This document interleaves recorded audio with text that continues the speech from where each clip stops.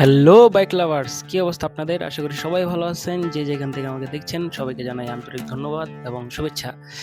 তো আজকে আমি আছি রাইডার নয়ন এবং সুন্দর একটি সকাল, সাথে আছে আমার সিবিআর যার নাম হচ্ছে ম্যাক্স।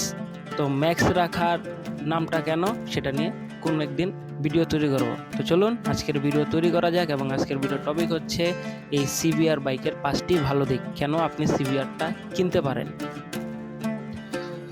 5টি কারণের প্রথম কারণটি হচ্ছে ডিউরেবিলিটি।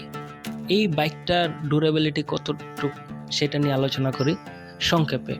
তো এই বাইকের যে পার্টসগুলো ইউজ করা হয়েছে সেই পার্টসগুলো খুবই ভালো মানের, কারণ এই সিবিআর বাইকটা জাপানি কোম্পানি হোন্ডা ব্র্যান্ডের, এবং সিবিআর মূলত আপনারা দেখছেন মোটোজিবিতে ইউজ করা হয়। বহির্বিশ্বে আমাদের দেশের বাইরে 600 সিসি 1000 সিসি এর নিচে বাইকগুলা খুব দেয়ই না। শুধুমাত্র বাংলাদেশে 150 সিসির বাইক লঞ্চ করে, কারণ এটা আমাদের ক্রয় ক্ষমতার মধ্যে রাখার জন্য।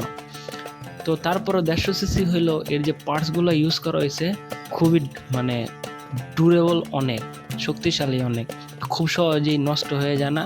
আর যদি নষ্ট হয়ে যায় তাহলে অনেকগুলো টাকা খরচ করতে হয়।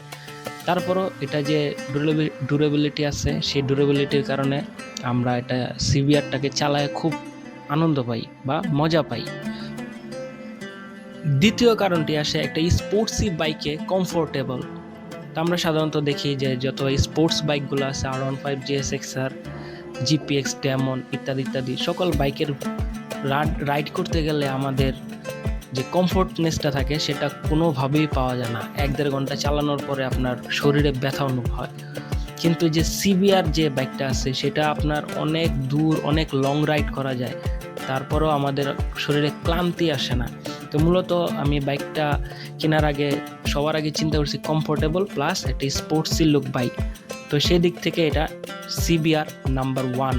এই জন্য ম্যাক্স নাম রাখার পিছনে এর সার্থকতা অনেক। তারপরে আসা যাক একটা স্মুথনেস এবং ভদ্র বাইক। এই যে সিবিআর বাইকটা আমি এটা মূলত কিনছি একটা ভদ্রচিত বাইক হিসাবে কিনা হয়েছে, কিন্তু এটার সাথে আরেকটা চলেছে স্মুথনেস। এই বাইকটা রাইড করার সময় যে স্মুথ একটা ফিল পাওয়া যায়, সেই ফিলটা আসলে অন্য কোনো বাইকে পাওয়া যায় না। আমি ব্যক্তিগতভাবে R15 চালাইছি, GSX-R চালাইছি, তারপরে লিফানের গাড়ি চালাইছি। সবগুলা চাইতে আমার এই গাড়িটা প্রচুর স্মুথ।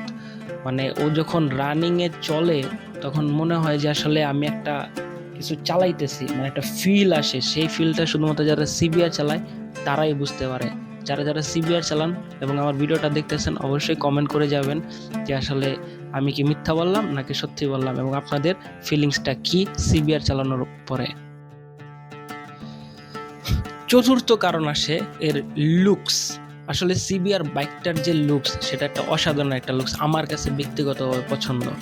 বিশেষ করে আমার এই সিবিআর রেড কালার, যেটা 2022 সালে লঞ্চ হয়েছিল, এই কালারটাই সবচেয়ে বেশি পছন্দ। দ্যাটস ওয়াই এই ম্যাক্স আমার কাছে। তা না হলে আমি অন্য কোনো সিবিআর কিনতে পারতাম। আসলে আমার কাছে এই কালারটাই ভালো লাগে, এই red colour try colour combination. এই জন্য আমার কাছে এটা খুবই পছন্দের একটা বাইক। তো যাই হোক, এই লুকসটা যখন আমি যাই কোথাও, এটা সবাই একটা না একটা কমেন্টস করে এবং সবগুলা ভালো কমেন্টস করে, এবং মোটামুটি মানুষের কাছে একটা অ্যাগ্রেসিভ ভাব আসে যে না, একটা বাইক, সুন্দর একটা বাইক, এবং সবার কাছে এই সিবিআর বাইকটা পাওয়া যায় না। তো মানুষের একটা আগ্রহ থাকে এই বাইকটার পিছনে। তো এটাও একটা কারণ আমি ম্যাক্সকে নিজের কাছে রাখার। আমার সিবিআর বাইকটার 5 নম্বর ভালো দিক হচ্ছে তেল সাশ্রয়ী। তো এটাতে আমি প্রায় 50+ মাইলেজ পাইছিলাম প্রথম দিকে।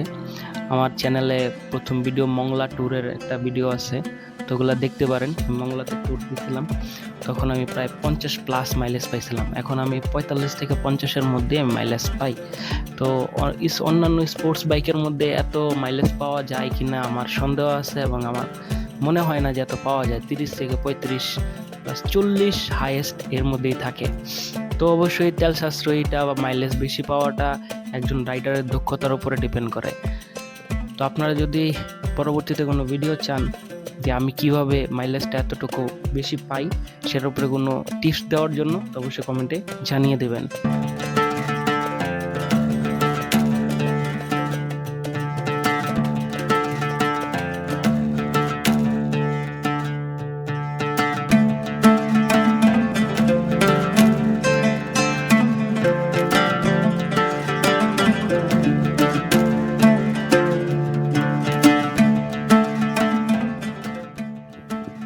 তো সিবিআরের 5টি ভালো দিক নিয়ে আলোচনা করা হলো। তো আজকে আর বেশি ভিডিও লম্বা করব না। তো পরবর্তী ভিডিওর আমন্ত্রণ জানিয়ে আজকের ভিডিও এখানেই শেষ করব। তো শেষ করার আগে একটি কথা বলবো, যারা ধৈর্য সহকারে আমার এই ভিডিওটা দেখছেন সবাইকে জানাই আন্তরিক শুভেচ্ছা এবং অভিনন্দন। আবারও আমার আগের ভিডিওগুলো দেখতে পারেন ভালো লাগলে, এবং আমাকে অবশ্যই সাপোর্ট করবেন। তো সাপোর্ট করার জন্য আমার চ্যানেলটা সাবস্ক্রাইব করবেন, আমার ভিডিওগুলো আপনার বন্ধুদের সাথে শেয়ার করবেন, এবং কমেন্টে আপনাদের ভালো লাগা মন্দ লাগা এবং পরামর্শ যদি থাকে সেগুলো অবশ্যই দিবেন, কারণ আপনাদের সাপোর্টই আমাকে অনুপ্রাণিত করো পরবর্তী ভিডিওগুলোকে আরও ভালোভাবে নিয়ে আসার জন্য এবং নিজের যে ভুলগুলো আছে সেগুলো শুধরানোর জন্য। সো দেখা হবে পরবর্তী ভিডিওতে, যে ভিডিওতে আসবে সামনের সপ্তাহে শুক্রবারে, এবং সেটা থাকবে হচ্ছে এই সিবিআর বাইকের কিছু মন্দ দিক নিয়ে। তো ততক্ষণ ভালো থাকবেন, টাটা, বাই বাই।